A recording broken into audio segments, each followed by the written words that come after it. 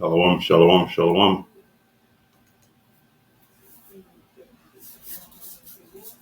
Well, as I'm sitting here this morning, going over, listening to, these different news and watching videos, I was watching, kind of listening to Glenn Beck. And I wish I could have, recorded it and been able to play it back for you guys, because some of these people feel they see the writing on the wall. His conversation was, man, what this place is in its weaning moments. The way these kingdoms fell, and that there's only two things left in America's rise and fall from power. One is a lack of trust, and we know that the people no longer trust the government and the monetary system, which we know that they're devaluing moment by moment. They're creating the scenario. What he doesn't know is that they're bringing it about to introduce this new digital age, to bring forth the MOT to the B. That's what he doesn't recognize. That's what he doesn't know. That's what he's unaware of. So, just got a couple of scripts. Then it's time to, man, get to work. So anyway, as always, I want to begin by giving all praise, honor, and glory to Yahweh, Bahasham, Yahweh Shai, Bahasham, Rahakodash, and double honors to my apostles and elders, bishops, men of great millstone. Peace and salutations to the house of David, the 144,000, and to the men, women, and children scattered throughout the four corners of the earth. To you, of the hopeful elect, to you I say shalom. So like I said, I've been sitting here listening to your boy Beck, and he's been outside. He's not in the inner circle of the media anymore, but he's still in in a circle. He's not in the circle within the circle, but he's still in the circle. But the things that he brings out are things that, hey, the elites, they don't they don't want them brought out in the manner in which he's bringing them out. They want to bring them out on their schedule and according to how they want it to be narrated.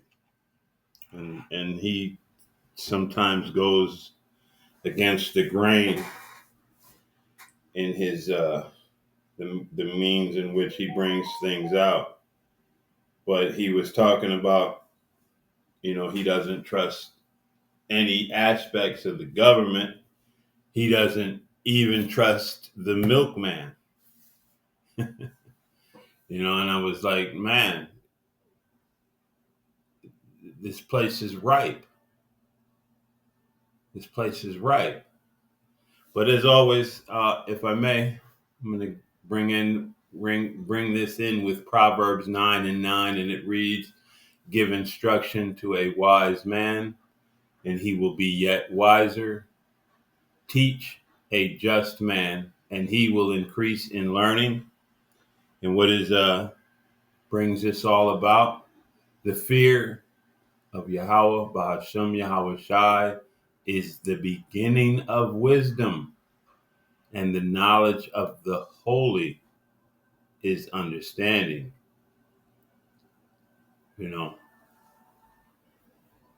And this is what all of these people lack.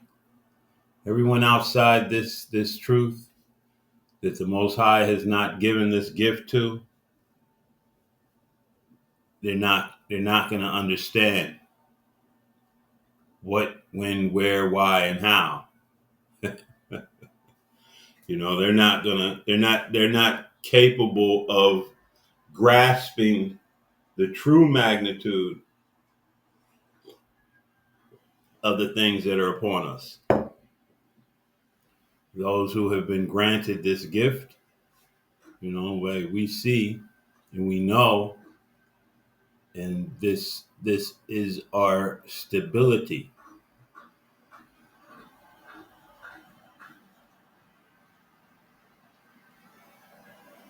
So, like I said, I'm not going to play him because I'm sure that'll be copyright this and copyright that.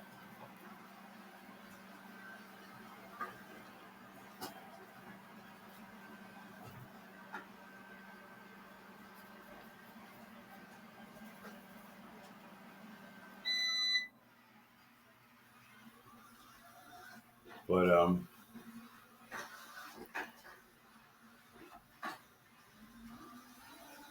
we're going to grab a couple of scripts that are willing to be edifying, and get with our day. So to begin, we're going to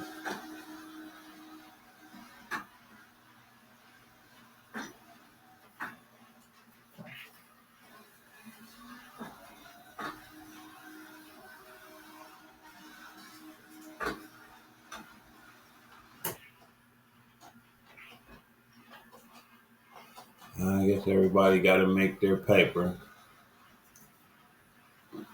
It's a little annoying anywhere you click on the Bible app and it's an ad that pops up.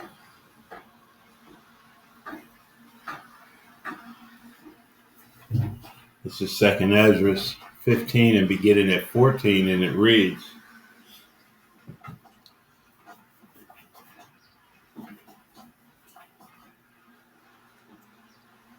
"Woe to the world and them that dwell therein." Impending danger, doom, bad times, evil times. Woe. These things are going to come. There's nothing that can be done for you to prevent these.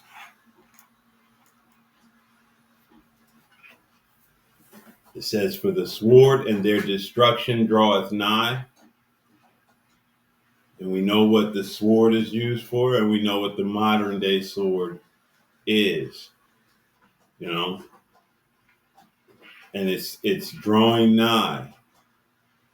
The sword is being furbished. It's being polished. And it's being put into the hands of the murderer. We know who the murderer is.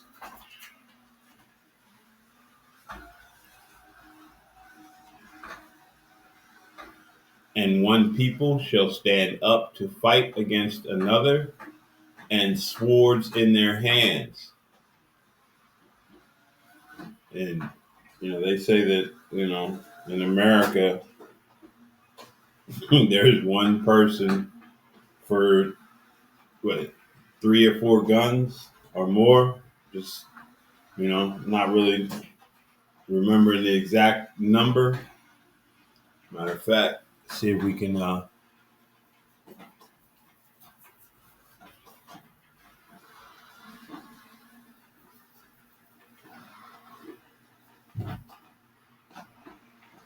fix where we still have a microphone.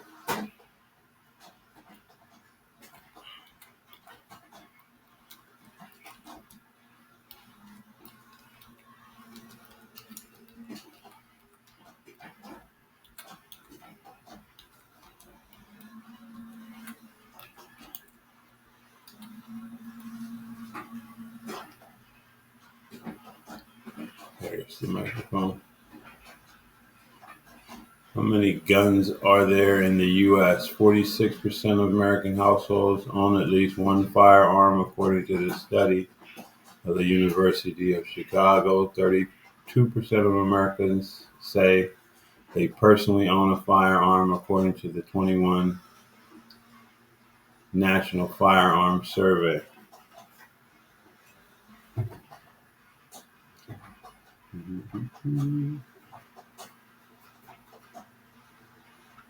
About 6 in 10 U.S. adults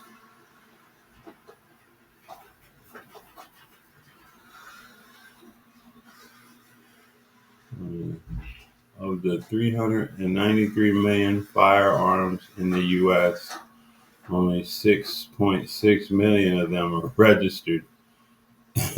So 393 million firearms in the U.S.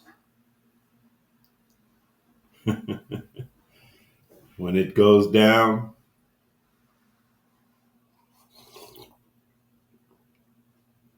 it's going to go down.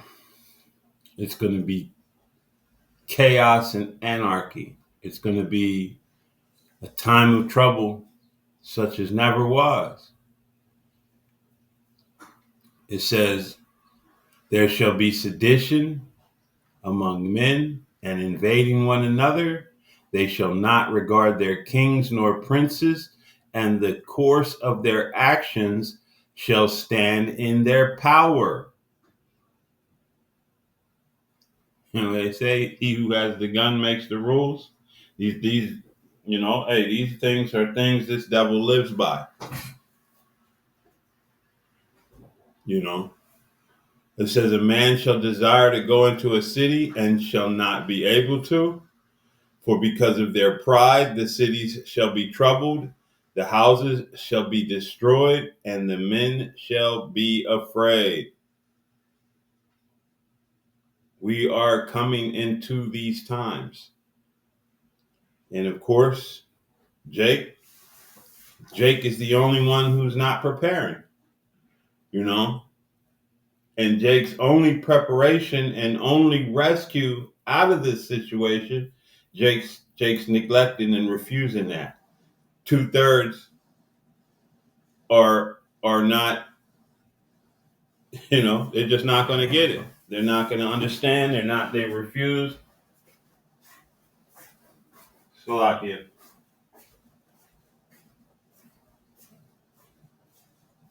The fact that you're in here and you should be, I told you to go home. I told you to go home.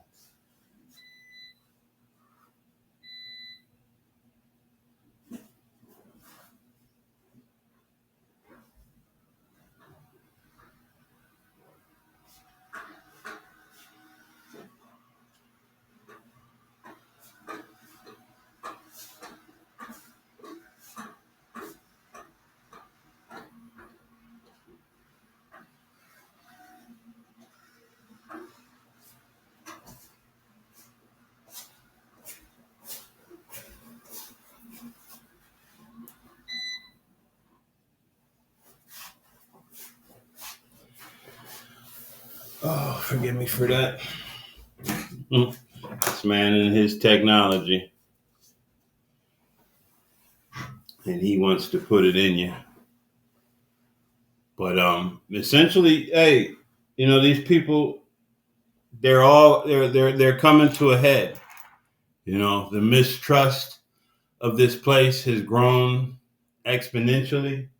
No one trusts each other. No one trusts their government. No one trusts. Hey, like I said, he said he doesn't even trust his milkman. And maybe where he lives, they still have a milkman that delivers milk, but that's no longer a thing anymore. When I was growing up, they had milkmen. They would deliver. There'd be a little milk box on the back porch or wherever you kept your milk box, and milkman would load it up, take the bottles back that you put back in there. Everything, it was in glass. There was no plastic bottles. But now, all of that's different. But essentially, we're in a time now. You know, these things are no longer uh, waiting. They're manifesting themselves. This thing is moving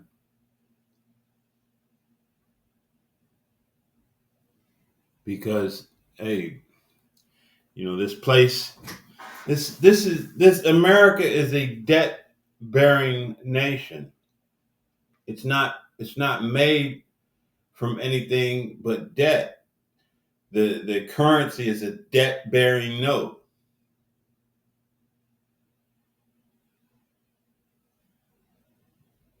Everything about this place is to put you in a servile position. Just the difference between America and the rest of the world is the rest of the world, they understand the position they're in when it comes to America. They understand that America is only there. They're understanding it more and more, that America is only there to take what's not theirs, to draw out your resources and enslave your people. But here it's just now beginning to dawn on these people that this place is not for your benefit. That what you thought was this great freedom and this great right and all of this monkey shine shit that they put in front of you as gospel, these people are starting to recognize that it's not what they've said it is. These people are now beginning to see the level of debt that's been placed upon them, and that there's no hope. There's no more American dream anymore. The so-called American dream has literally turned into the American nightmare for these people, those that have been dreaming it. For your average, and I say this, I preface it with a grain of salt, because Jake has latched on to the so-called American dream. Jake thinks he can dream it as well now. But it's not your dream, Jake. It's always been our nightmare. It's just now beginning to become their nightmare. And we see how these people are dealing with it. They're not used to it. And hey, they ain't gonna put up with it. This is where these seditions is coming in. This is where these things are beginning to manifest themselves. And if we go, I'm gonna just use the same one. We're gonna go over here to Habakkuk, because, like I said, this place is just a debt-bearing place. It has no value.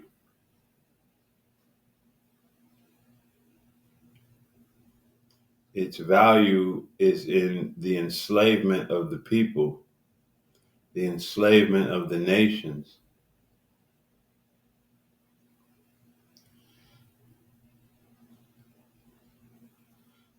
Oh yeah.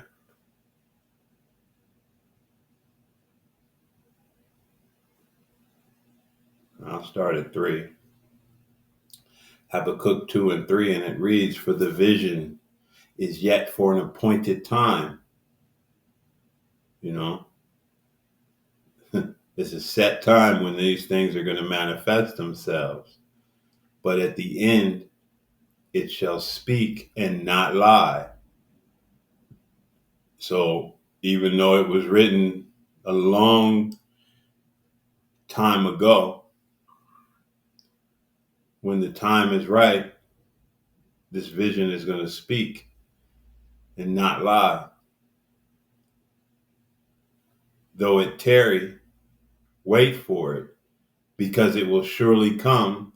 It will not tarry. So what seems to be a long time for us is but a moment to the Lord. what seems to be tarrying to us, when we understand 1,000 years is as but a day to the Heavenly Father, then we understand this thing has not tarried.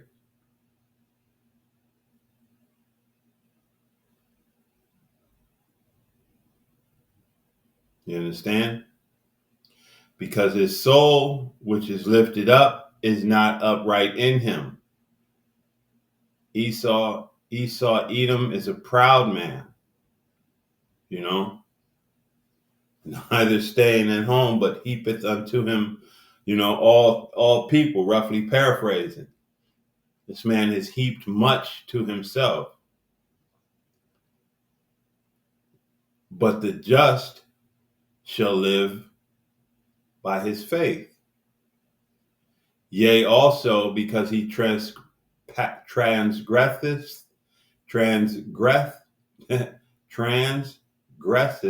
by wine. So he uses his philosophies, his pseudoscience, his religions, his democracy, grenade, the water elder Malcolm, hey, he is a proud man, neither keepeth at home, who enlargeth his desire as hell. So it doesn't really matter who or what he destroys or kills or hurts or maims in the process of him heaping everything into himself. It doesn't matter how many dies, how many generations are maimed or crippled or destroyed in his path to wealth. And is as death, and cannot be satisfied, but gathereth unto him all nations, and heapeth unto him all people. And this is what this devil does, man. If you have what he wants, he's going to manipulate and everything possible in order to take what you have. We're seeing that now with Greenland, and this is, it don't matter. He that is cruel to himself, to whom will, he be good, roughly paraphrasing. Those the Greenland, they're his own people.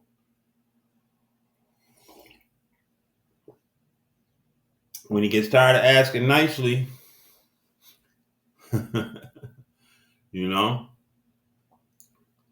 it says, shall not all these take up a parable against him and a taunting proverb against him, and say, woe to him that increaseth that which is not his? How long? And to him that ladeth himself with thick clay, heavy debt. Let's see if we can.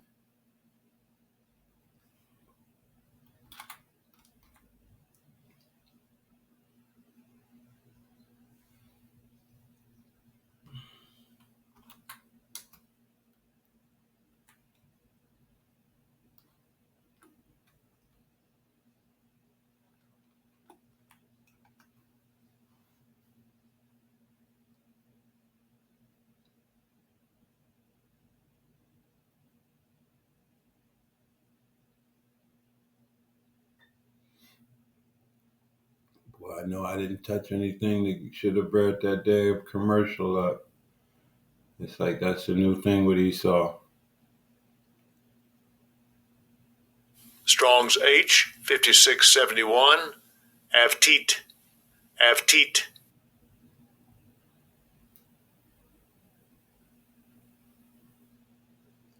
Weight of pledges, heavy debt.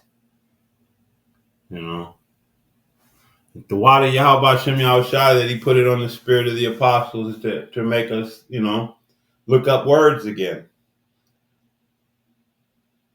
you know, because it's uncanny how the same thing can mean something different based on, especially when you're dealing with the word world. This is why Christians are willingly ignorant. But that's another lesson. So as we can see, that thick clay is weight of pledges, heavy debt. In America, I mean, if I were to bring up the debt clock, you would see that this place is laden with heavy debt, and there's all kind of bizarre ways in which they do what they do.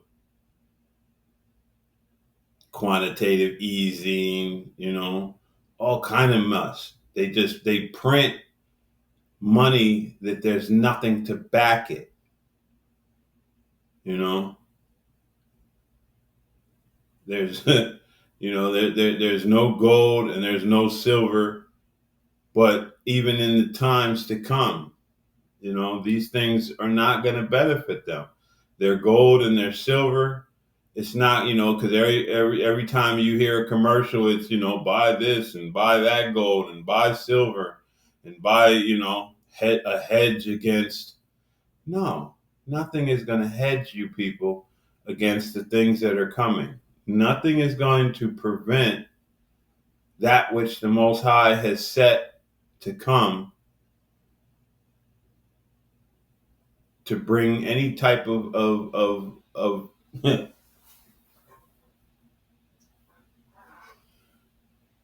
peace and safety to you people, man. The time of judgment is upon you. This is James 5 and starting at 1, and it reads, go to now, ye rich men, weep and howl for your miseries that shall come upon you.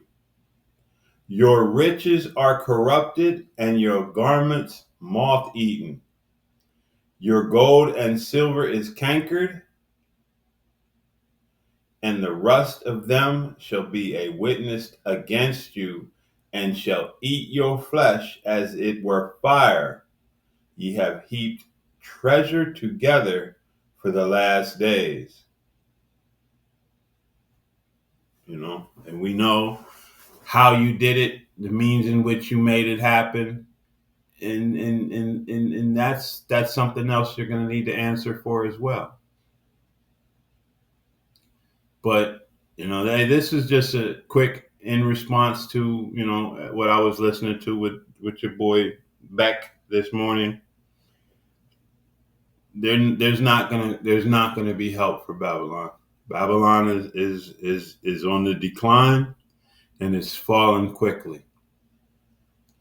So with that, this is Ecclesiastes 12 and 13. What is the conclusion? Well, let us hear the conclusion of the whole matter. For the Israelite man, fear the Most High and keep his commandments. For this is the whole duty of man. For the Most High shall bring every work into judgment with every secret thing, whether it be good or whether it be evil. So with that, I hope you were edified. I want to close by giving all praise, honor, and glory to Yahweh, Bahasham, Yahweh Shai, Bahasham Rahah Kwadash. Double honors to the apostles, elders, bishops, men of great millstone.